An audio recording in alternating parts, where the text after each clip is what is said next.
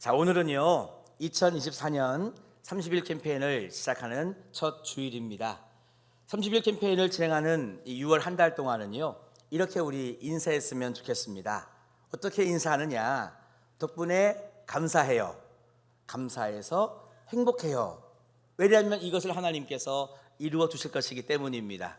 여러분, 이렇게 우리 인사하며 6월 한 달을 보냈으면 좋겠습니다. 자, 인사합시다. 옆에 계신 분들에게 덕분에 감사합니다.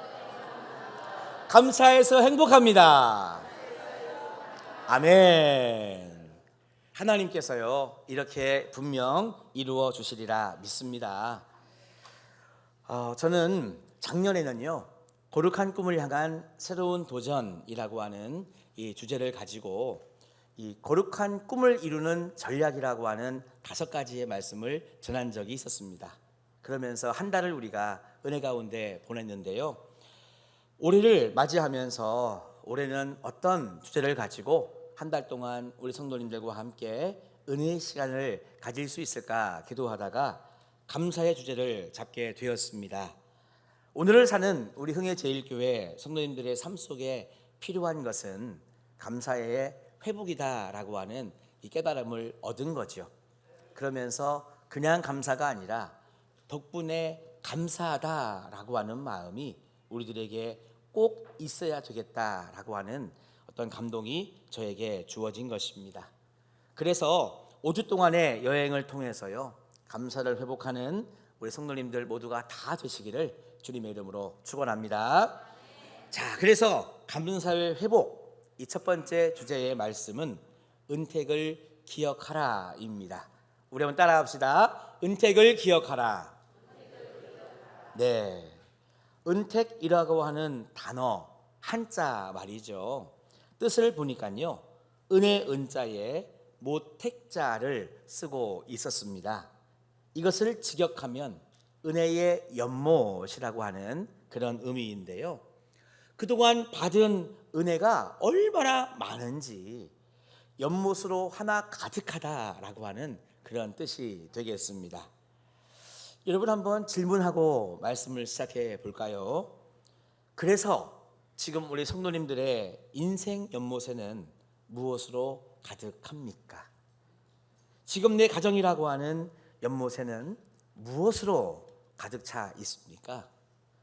지금 우리 교회, 우리 사회라고 하는 연못에는 무엇으로 가득 차 있습니까? 정말 하나님의 은혜로, 그 은택으로 우리 가정, 우리 교회, 우리 사회의 연못이 가득 차 있는지, 아니면 정말 냄새나는 것들로만 가득 차 있는지, 여러분들은 어떻게 생각하십니까? 국어사전에 보면은요 은택이라고 하는 단어를 은혜와 덕택이라고 하는 말로 이렇게 또 설명해 주고 있더라고요. 그러면서 택자에는 윤이 난다.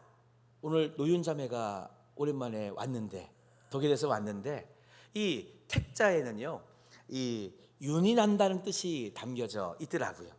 그래서 종합해 보면 은혜의 덕택으로 내 인생이 반짝반짝 윤이 난다, 빛난다, 이렇게 해석을 해볼 수 있겠습니다. 그러므로 은택이라고 하는 말은요 은혜로 인해서, 하나님의 은혜로 인해서 내 인생의 연못이 가득 차 있고 반짝반짝 빛나는 어떤 그런 상태라고 말할 수 있겠습니다. 자, 여러분들은 어떠세요? 이런 어떤 인생이 소망되십니까?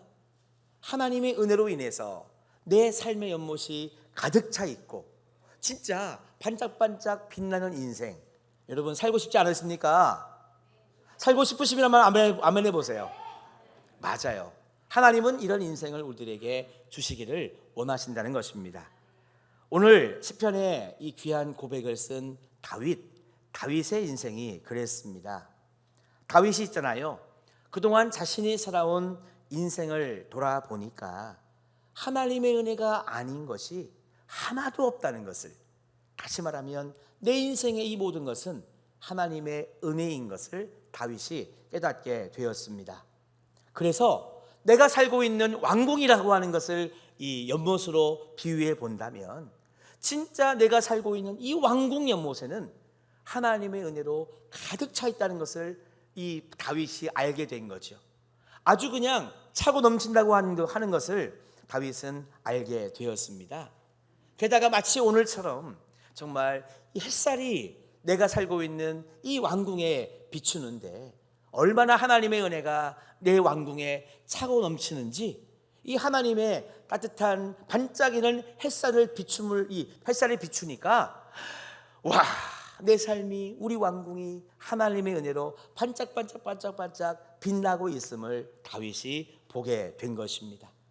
그 아름다움이 얼마나 찬란한지 자신도 모르게 감사의 고백이 터져 나오는 거예요. 그것이 바로 오늘 본문의 1절과 2절의 말씀입니다. 우리 한번 다윗과 같은 마음으로 같이 이 말씀을 읽어보았으면 좋겠습니다. 자, 읽어봅시다. 내 영혼아 여호와를 송축하라. 내 속에 있는 것들아 다 그의 거룩한 이름을 송축하라. 내 영혼아 여호와를 송축하며 그와의 모든 은택을 잊지 말지어다. 아멘.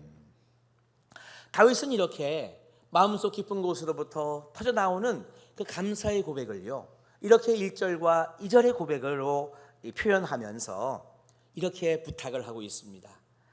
모든 은택을 잊지 말라는 당부와 함께 동시에 여호와를 송축하라 라고 이렇게 권면하고 있는 것입니다.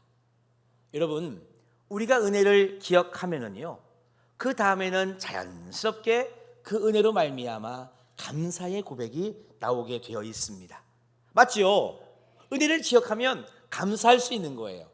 그런데 왜 다윗은 우리가 그냥 흔히 감사합니다 하면 될 것을 굳이 송축이라고 하는 단어를 사용했을까요?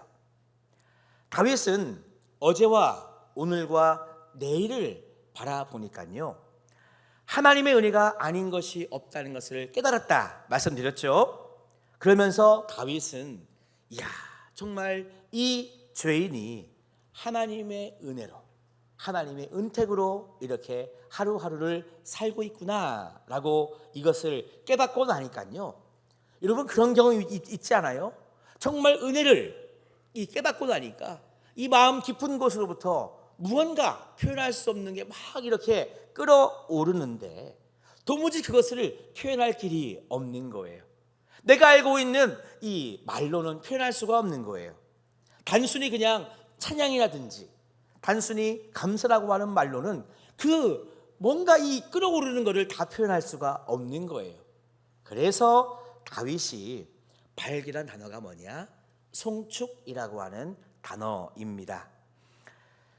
그런데 여러분, 우리들에게는 이 단어가 좀 생소하죠? 그냥 하나님을 찬양합니다, 하나님 감사합니다, 이것은 쉬운데 하나님을 송축하라 이러니까 좀 단어가 생소하단 말입니다. 내 영혼아 여호와를 송축하라. 내 속에 있는 것들아 그 성호를 송축하라. 이때 여러분, 송축이라고 하는 히브리 단어의 뜻은요, 사랑과 감사에서 우러나오는 내적 찬양이라고 하는 뜻을 가지고 있습니다. 그러니까 내 마음속에 하나님의 사랑과 하나님의 은혜에 대한 감사가 충만하면은요, 자연스레 터져나오는 찬양이 뭐냐? 결국은 송축이라고 하는 것입니다. 그러니까 감사보다도 더 뭐라고 할까? 큰 감사? 하나님을 찬양하는데 찬양의 폭이 너무너무 넓어서 정말 이 찬양의 넓이와 깊이와 높이가 너무너무 정말 무한한 그런 찬양, 마치 그런 표현이 송축이라고 하는 뜻이 되겠습니다. 더 나아가서요, 다윗은 내 영혼과 내 속에 있는 모든 것들을 향해서 하나님을 송축하라 이렇게 더 나아가서 이야기하고 있습니다. 히브리어에서 영혼이라고 하는 것은요, 우리 인간의 전 존재를 의미합니다.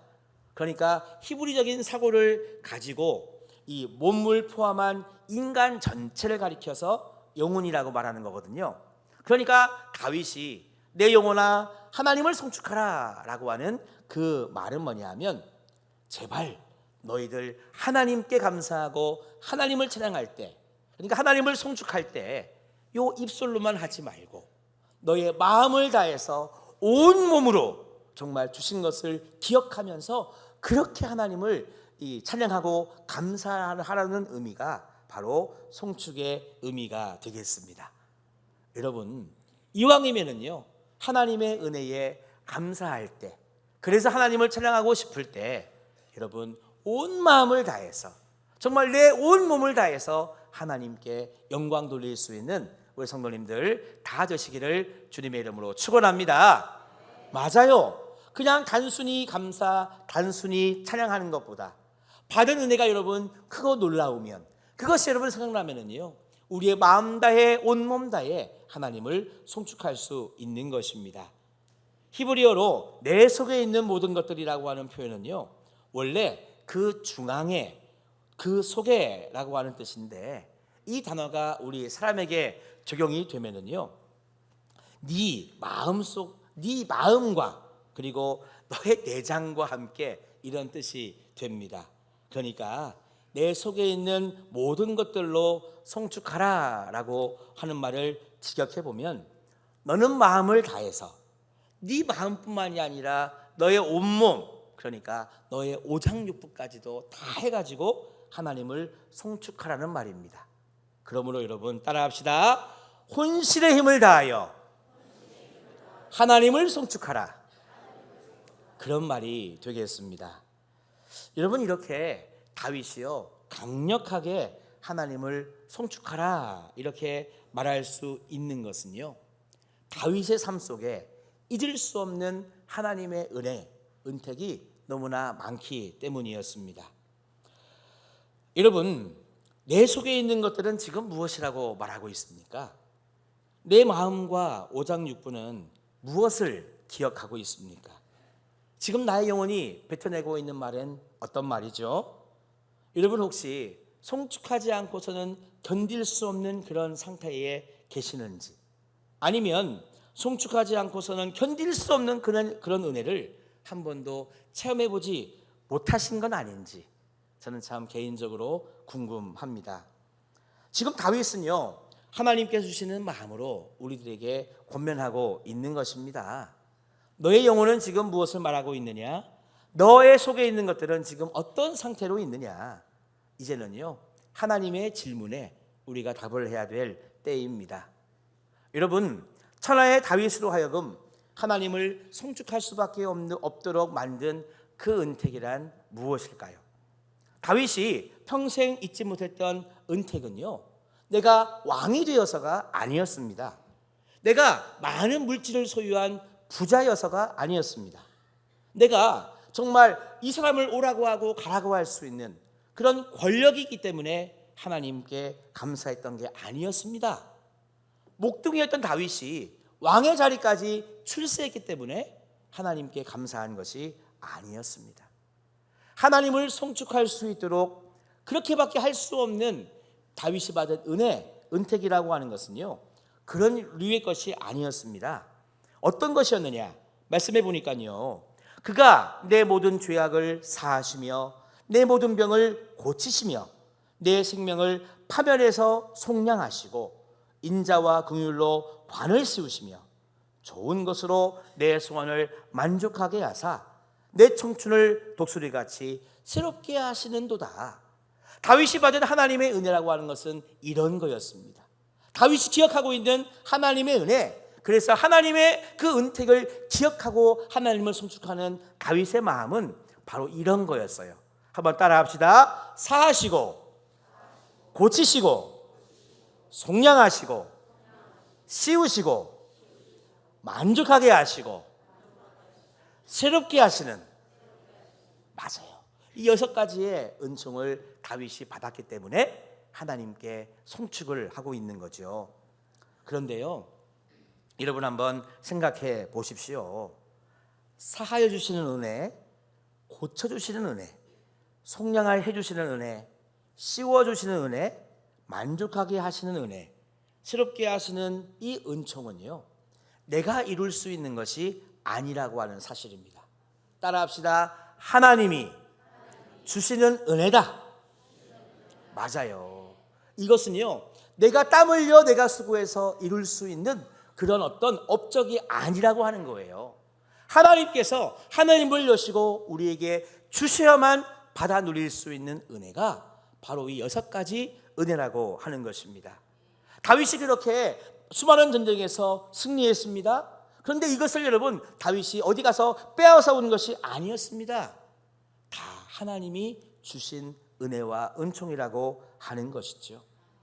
다윗이 몰랐을 때는 몰랐지만 이것을 깨닫고 보니까 하나님을 찬양할 수밖에 없고 하나님께 감사할 수밖에 없고, 그래서 더 큰 감사와 무한한 찬양의 마음이 담긴 하나님을 송축할 수밖에 없는 것이 바로 다윗의 입장이었습니다. 그러므로 우리 사랑하는 성도 여러분, 우리가 받아 누리고 있는 것은 모두 다 하나님의 은총인 줄로 믿습니다. 뒤집으면은요, 하나님이 주시지 않으면 받을 수 없는 것이 바로 감사의 은혜라고 하는 것입니다. 그래서 오늘 우리가 할 수 있는 것이 무엇일까 생각해 보면, 먼저는 이미 받은 하나님의 은혜를요 잊지 않고, 은택을 잊지 않고요, 그래서 하나님의 이름을 송축하면서, 그리고 앞으로 나에게 주실 하나님의 은혜까지도 여러분 미리 감사하면서 하나님을 송축해야 될 줄로 믿습니다. 하나님은요 그 은혜를 잊지 않고 하나님을 송축하는 자에게 현재 진행형으로 은혜를 주시는 분이세요. 오늘 주셨던 시편 103편의 말씀을 읽어보면요, 이 말씀의 시제가 현재형이든지 아니면 현재 진행형으로 말씀이 기록되어 있습니다. 무슨 말이냐 하면, 하나님은 지금 사해 주신다는 거예요. 하나님은 지금 고쳐주시고, 지금 속량하시고, 지금 씌워주시며, 지금 사해 주시고, 여러분 지금 만족하게 해주시고요, 지금 새롭게 해주시는 분이라고 하는 것입니다. 여러분, 그래서 저는요 오늘 이 예배 시간부터 시작해서 내일 월요일부터 시작해서 6월 30일 마지막까지 있잖아요.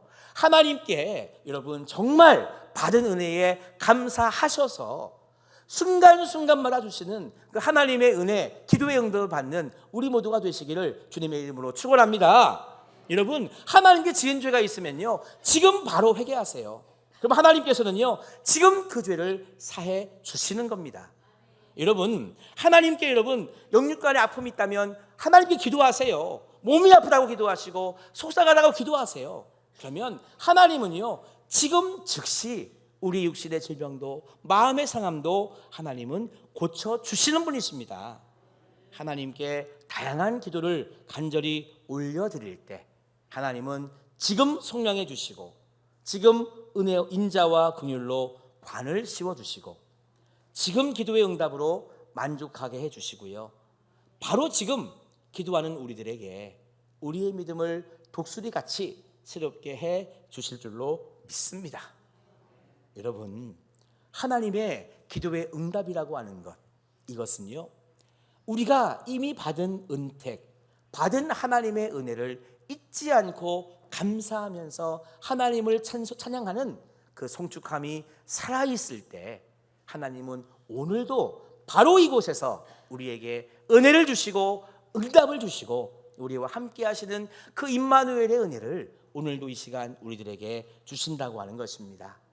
여러분, 기억하십시다.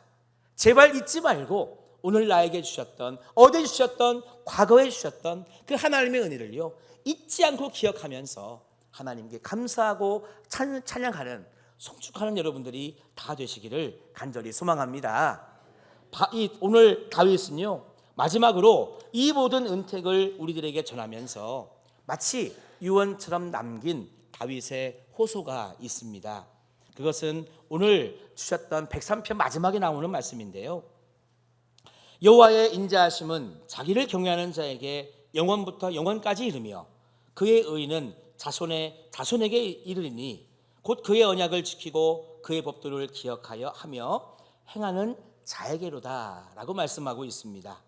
무슨 말이냐?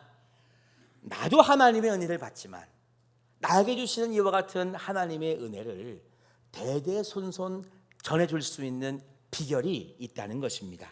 그게 뭐냐? 두 가지입니다. 따라합시다. 언약 지키기, 법대로 행하기. 맞습니다. 우리가요 지금 이 순간부터 시작해서 앞으로 하나님의 말씀을 늘 여러분 읽고 묵상하며 지키고 행하는 순종하는 우리들이 되면 나만 여러분 하나님의 응답과 은혜를 받는 것이 아니라 우리의 사랑하는 자녀 손들까지도 계속해서 이와 같은 하나님의 은혜 속에 살아갈 수 있음을 우리들에게 알려주는 다윗의 마지막 이야기입니다. 여러분, 저는 간절히 소망합니다. 우리 사랑하는 성도님들이요, 정말 이 하나님의 은혜, 은택을 기억하셔서 여러분들 감사를 회복하는 이번 한 달이 되시기를 축복합니다. 더 나아가서는요, 하나님께 그런 송축을 올려드려서 여러분들의 모든 기도의 제목과 안타까운 형편처지 상황들이 이번 6월 한 달 동안 응답받고 변화받는 그런 은혜의 시간들로 기억되기를 간절히 소망합니다. 저도 그런 마음으로 한 달 동안 말씀을 준비하고 여러분들과 나누고 기도하겠습니다. 우리 모두 하나님의 은혜에 정말 감사하는 우리 모두가 다 되기를 주님의 이름으로 축원합니다.